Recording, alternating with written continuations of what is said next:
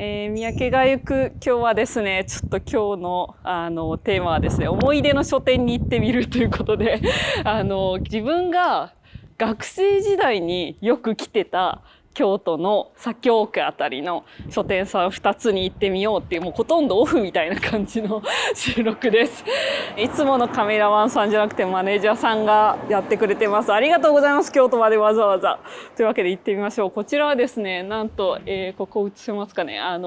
経文社さんっていう、もう一乗寺でめっちゃ有名な、割とこうガイドブックとかにも載ってるタイプの書店さんなんですけども、外観からしてほんと素敵じゃないですか。やばいですよね。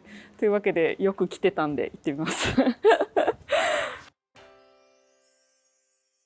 京都だわ。もうなんか今日あんま収録感なくてふらっと京都だから来てやってきたみたいな感じで、そう、ここにね、いつもね、すごい、なんて言うんですか、こう、経文社さんはアート系の本とかがすごい充実してて、なんかほんとここで知らない雑誌とか、私なんか確かに大学入って学部の時、その高知から出てきてすぐ、なんか経文社って有名な書店があるって言ったから行ったらもうなんか、知らない本ばかりがあるっていうカルチャーショックを受けた思い出があります。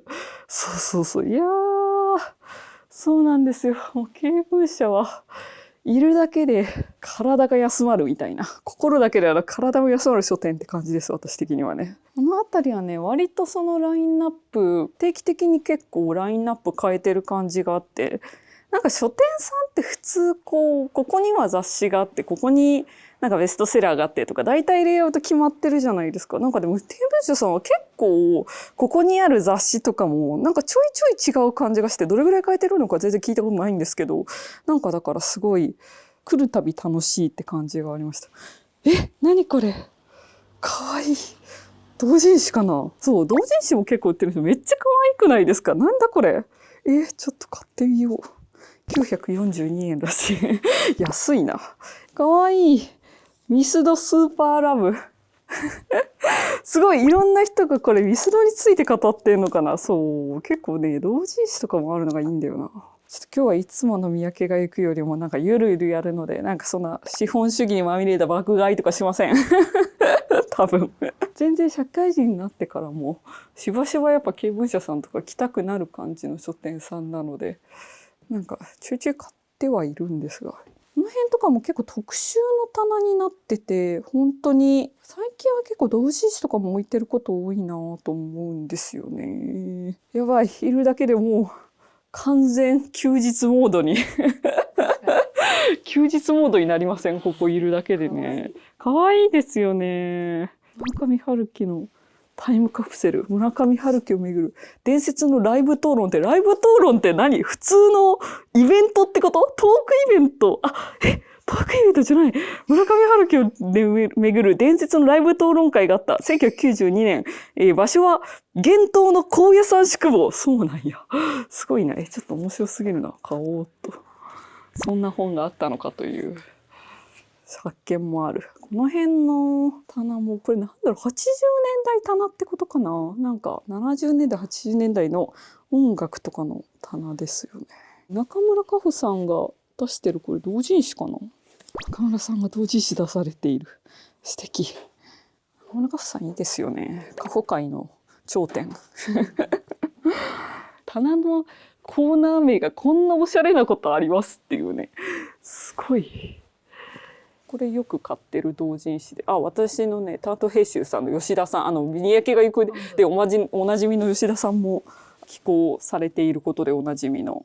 このお手上げっていう同人誌で吉田さんがなんか水原一平さんのなんか写真を待ち受けにしてる理由みたいなのを書いてて、なんかちょっと作者としてどう反応していいかわからない。もう皆さん必読なエッセイが載ってますので、お手上げを、でも他の人のもなんかね、いろんな人文編集者さん3人が作ってる同人誌なんですけど、書店員さんとか、編集さんとか構成さんとかデザイナーさんとか、なんか出版にまつわる作者以外のいろんな方のエッセイが載ってて、めっちゃいつも読んでて勉強にもなるし面白い最高の同人誌ですので、皆さんぜひ。お手上げの宣伝しちゃったよ。経文社は本当こういう新刊系と文庫とかがこう一緒に並んでるのがめっちゃすごいって最初感動して、なんかやっぱ高知とかにいた時は書店さんといえばその、なんていう出版社ごとに並んでるのが普通っていうふうに思ってたから、初めてここに来た時になんだこれはって感動して、なんかその今は結構その独立系書店とかいっぱいありますけど、私が学生時代だったら2012年だから学部の1回生の時とかは全然やっぱなんかそういう文化を知らなくて、経文社さんって本当独立系のそうこういう並べ方する書店の走りだと思うんですけど、なんかそういう並び方を初めて見た時に衝撃を受けました。なんか図書室でもやっぱ書店さんでも見たことなかったからすごって学生時代思ったし、今もすごいなって思っている。そして来るたびになんか読んでない本っていっぱいあるなっていう気持ちになる。なんか経文社さんに置いてある本ってなんかアート系も割と多いので、なんか絶妙に興味あるけど読んでないみたいな本が多くて、来るたびになんか全然読んでない本ばっかりだな世の中ってよく思いますね。本当こっちはね、この文芸批評とかそういう系の本と漫画が重なり合ってるっていうあんまりない並びで、なんか漫画と文芸批評対面することあんまないんで感動しました。最初来た時に。今も感動してますね。あ、この私優雅な生活が最高の復習である。ここで買った思い出がある。ずっと置いてあるんだな。可愛いですよね。この本のちっちゃい、そう文庫サイズなのにハードカバー。ここはあれなんですよね。場所的にその京大のことを京都の造形大って昔で芸術大学のことを、あと京都工芸繊維の子とか、あとまあ同志社の方も近くって言っていいかなとか、なんか大学がすごい中心地みたいな、結構大学が多い場所なので、それもあって多分なんか様々な学生さんを育てた場所であろうっていう感じです。モンキーとかがちゃんとバックナンバー置いてあるんですよ。この辺に基礎教養感がある。なんかやっぱ大学生にこれぐらい読んどけという圧を感じる私は。これは山本さん海外の方が論じてる本ってことなのかな。すごいな。創作術だけど本人書いてるわけじゃないってことですよね、これ。珍しくないですか、この創作術の作りで。私全然ゲームしないんですけど、なんかトモロートモロートモローっていう小説が好きで、それゲームの話で、なんかその小説が異様に好きなので、なんかその小説がなんか90年代のゲームを舞台にした小説で、なんかそれゆえに90年代と2010年代のゲームの固有名詞だけ知ってるみたいな。やったことないのに。面白そうだな。でちょっと今日この後もあるんで、なんかあんまり荷物が重すぎると、ちょっと今度また買いに来ます。かわいい。ステッカー売ってる。かわいい。広告デザイン。かわいい。大正時代のこういう広告とかってすごいモダンに見えますよね。不思議。なんか、あとなんか字がいいのが多いなって思いますね。手書きでやっぱ字書いてたからかな。あ、でもちゃんと雑貨とかもある。かわいい。明日からやる。いいステッカー。これなんか貼りたいな。PC に。貼りたいですよね。そういう人間であるということを。カニ光線。かわいい。人間失格もある。すごい。ダマい人間ステッカーシリーズみたいな。でもこれが可愛いから、これ欲しいな。これ買います。結構ここは展示会とかもよくやってて、向こうの方とかに行くと割とやってるので、そういうの見に来るだけでも楽しいと思う。っていうかなんか普通に観光の方とかよく来てらして、すごいでも観光としても楽しいだろうなって思う。トラベラーズファクトリーっていう有名な結構手帳界で有名なところの経文社オリジナルがここにはあります。トラベラーズノートファンの皆様知ってください。すごい手帳もいっぱい売ってる。手帳とかノートとかなんか毎年何にしようか悩みますよね。私最近 iPad に全部一括にしたんですけど、ちょっと紙やっぱ出張多いので持てないなと思ったんですけど、なんかやっぱ紙の方が書けるなみたいな気持ちになっちゃって、来年はやっぱ紙復活させるかみたいな気持ちでいろいろ見ている。結局紙が一番っていう説もある。この辺はね、海外文学系の本とか、あとなんか特集が割とあったりして、置き方も激おしゃですよね。なんておしゃれなんだ。この辺もかわいい。こっち一面海外文学なんですよ。すごいですよね。海外文学好きになったの、こういう書店が学生時代に近くにあったからだと思うわ。やっぱ海外文学こんなに棚あると、なんかやっぱ読むかみたいな気持ちになるんですよね。読むかって何目線なんだ君はって感じですけどね。やっぱこういうなんか文庫とハードカバーが共に並んでるのが良い。良い。自分の結構本棚でもこういう風になんかテーマごとに並べたりするんですけど、こういう書店が近くにあったからなんか並べ方を知った気がする。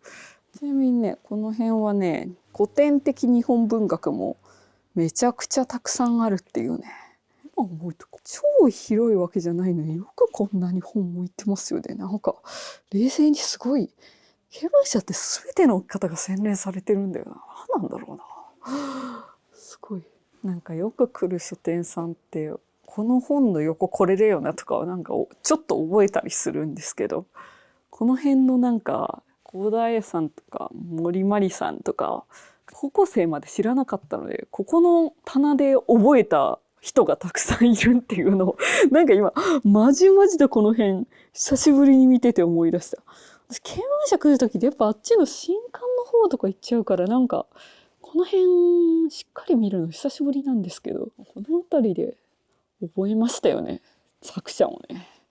そう書店に来ると作者を覚える、なんか読んだことなくても知ってる作者みたいなのがなんとなくこの辺の人ねみたいなのがなんか覚えて、それでそう読むようになったっていうのもありますね。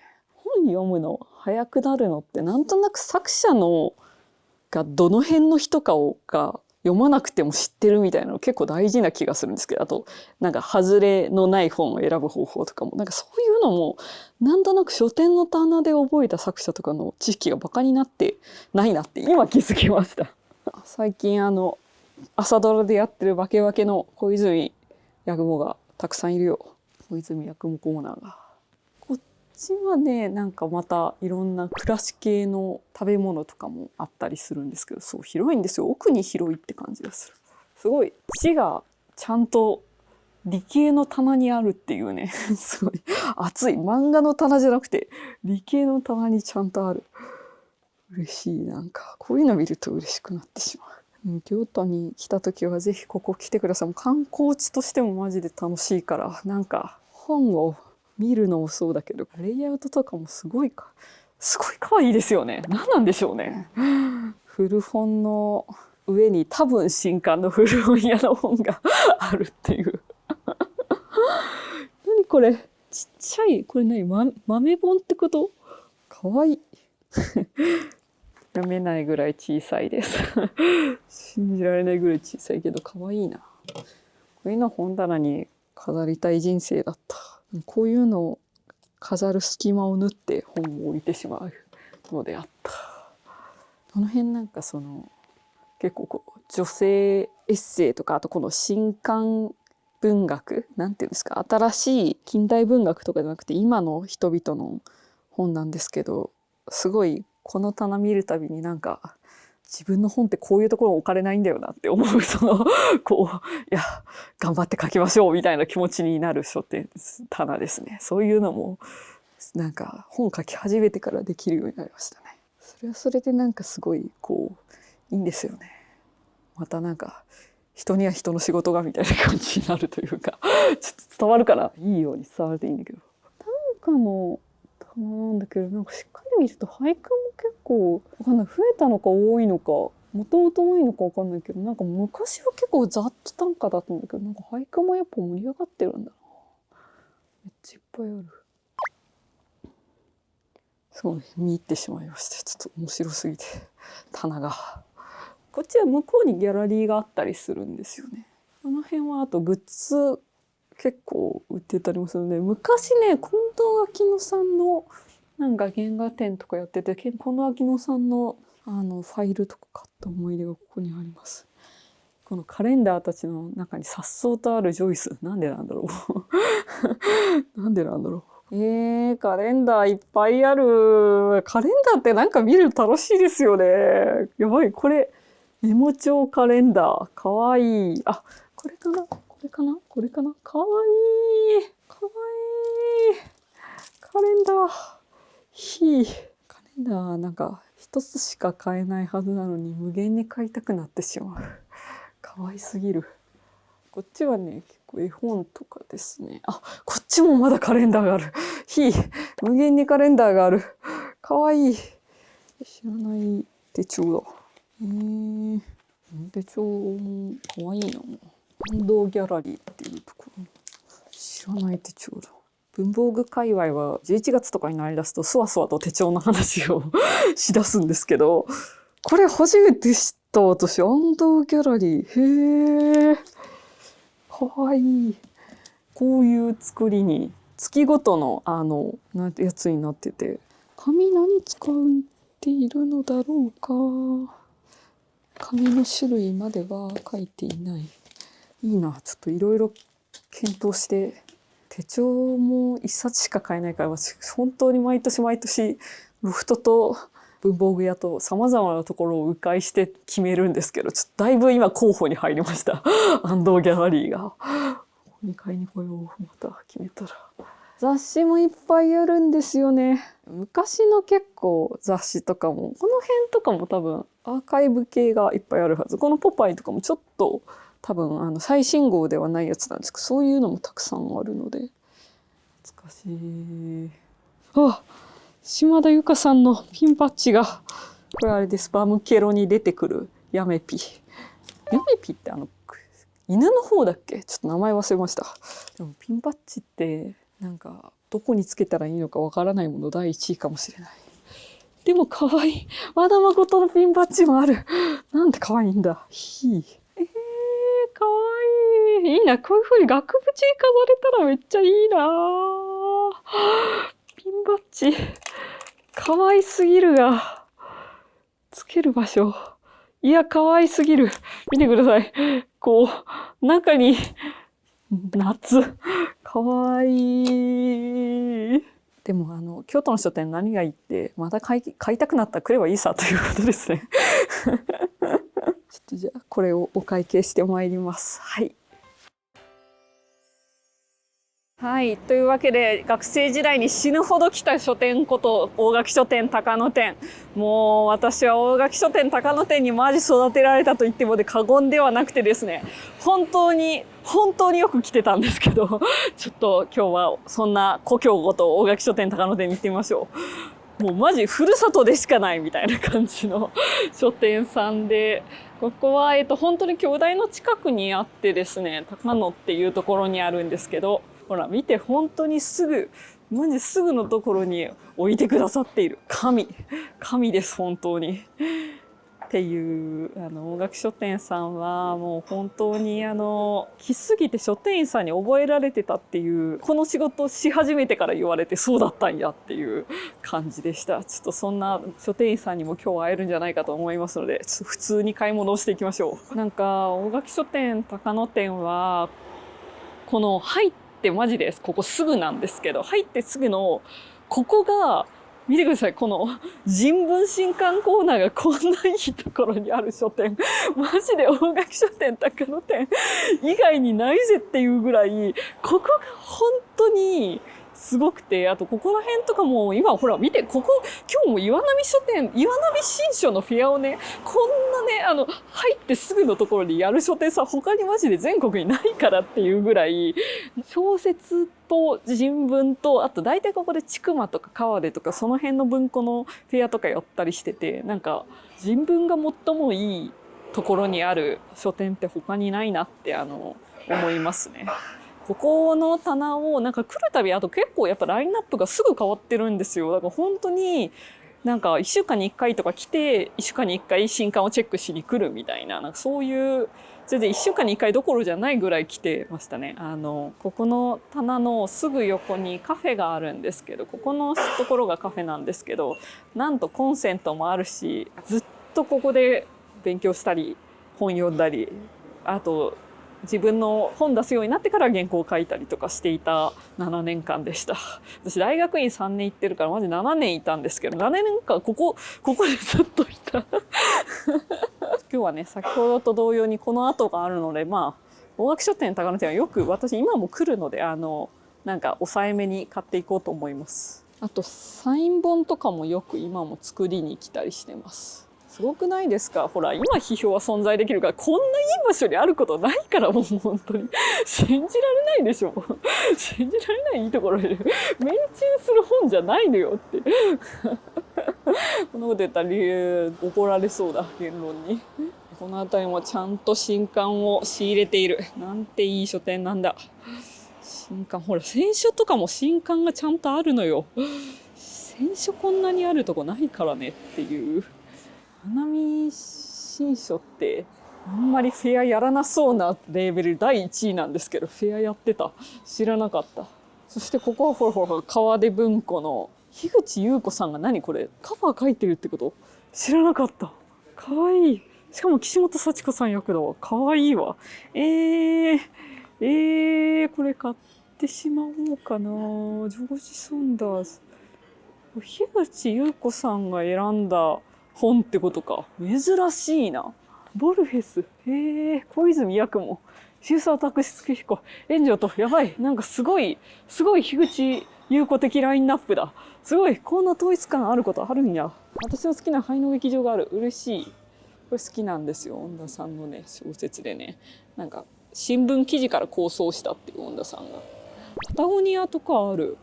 そうなんだ。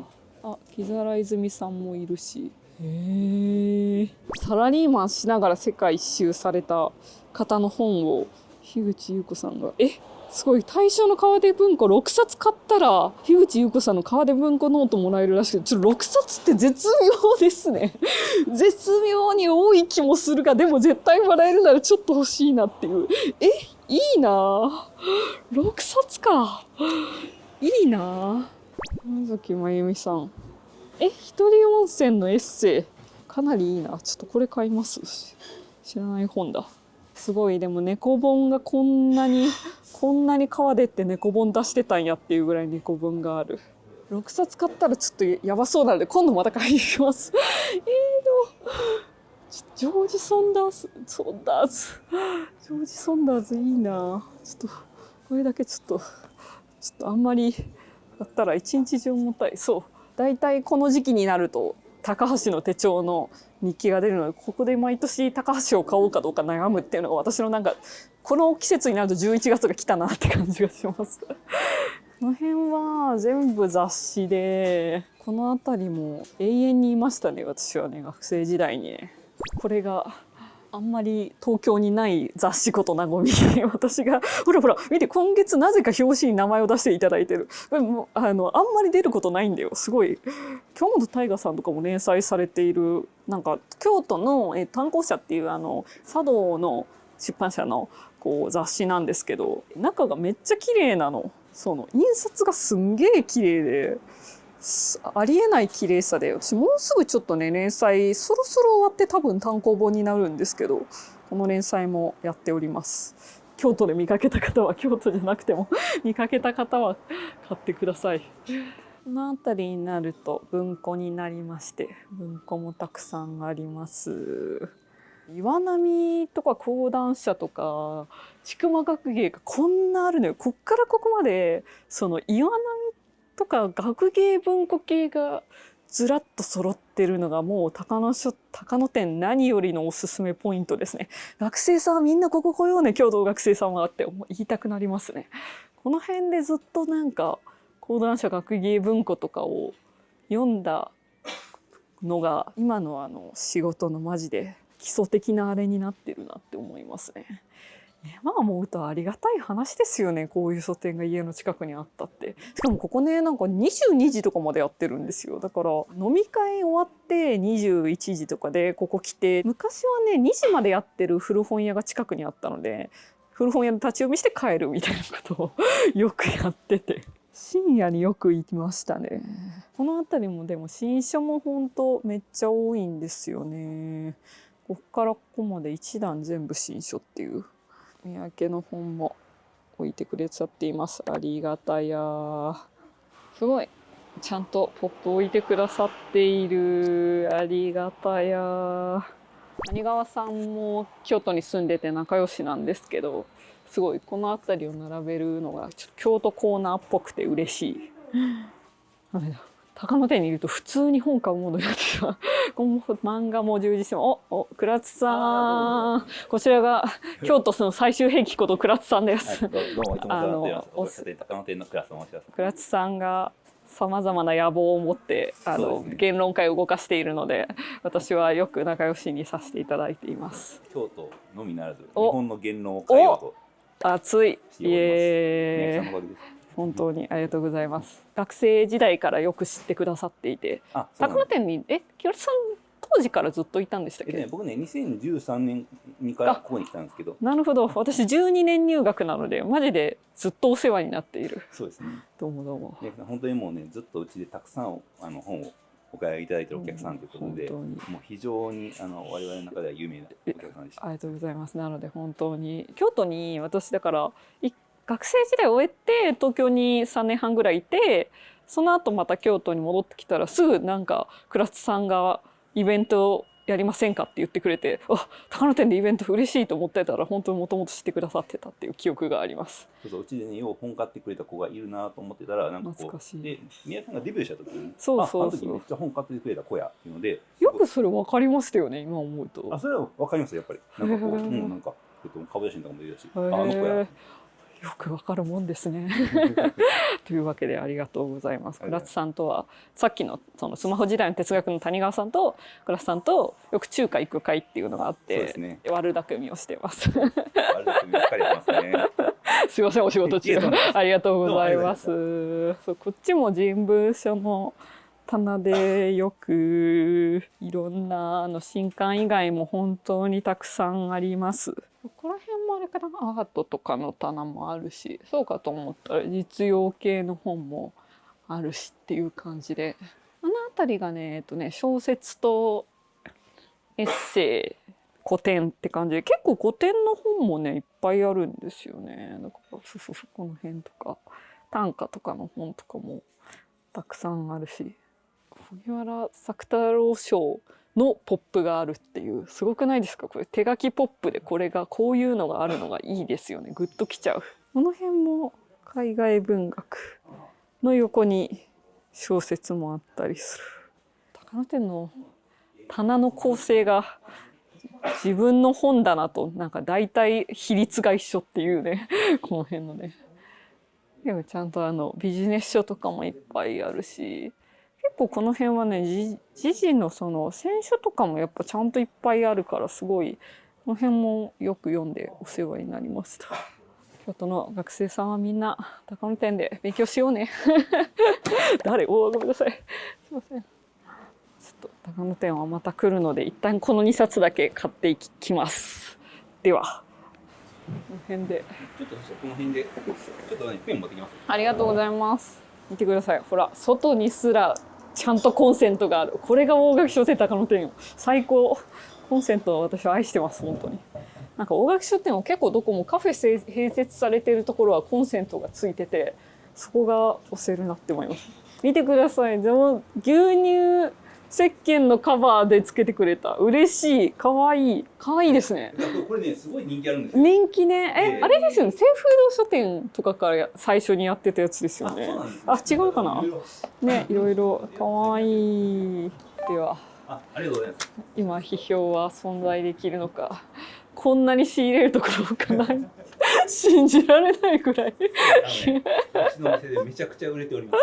多分京都で一番仕入れてるんだよ。っていうか全国でも多分こんな仕入れてるところありますって思いますが、大垣書店では倉津さんが発明した覇王サインっていうのがあって、それを書くっていうのが毎回の恒例行事なので、ちょっとそのサインが欲しい人は高野店に来てねっていう話ですね。はい、というわけで覇王サインっていう最近でその覇王のオーバーロードって書いてある。何それオーバーロードってどういうことですか？いやそうですね。ツイッターで覇王サインあげてる人いて本当に買ってる人がいると思って感動しました。そうなんです。覇王になるぞっていうこれ覇王説明しないと誰も何も分かんないですよね。覇王っていうのはなんかいつから言い出したのか自分でも覚えていない、なんか自分でいつか覇王になれるように頑張りますって言ってたら覇王っていうサインをくださいって倉田さんが言ってくれるようになり、それで生まれたサインのことです。なんかツイッターでエゴサしてたら、なんか三宅佳穂を覇王って呼ぶしきたりでもあんのか批評家にはみたいなこと言ってる人がいたんですけど、違うんですよ。私自分で言ってるからっていうのを言っていきたい。誰かに言われたわけではない。この本の中で派遣を取るって言った後に西田亮介さんとの対談で、そうだ西田さんじゃん。確かにエモさと報道の横に置かれてましたね。そうですね。つながりをね。よいしょ。こっちは普通のサインの方がいいですか。よいしょ。どっちの方がいいとかありますか。よいしょ。こっち普通です。はい。よ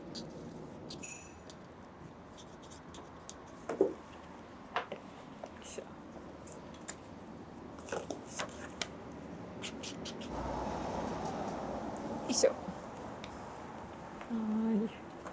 すみません。ありがとうございます。ありがとうございます。ちょっと考察する若者たちも出たらまたサインしに行きます。よろしくお願いします。というわけで書き終わりました。坂野店はいつもサインを書かせてくれてマジでありがたいです。本当に地元っていう気持ちになります。地元じゃないけどはい、というわけでですね、もうなんかちょっといつもよりローテンションで地元感あふれる経文社と大垣書店高野店をお送りしました。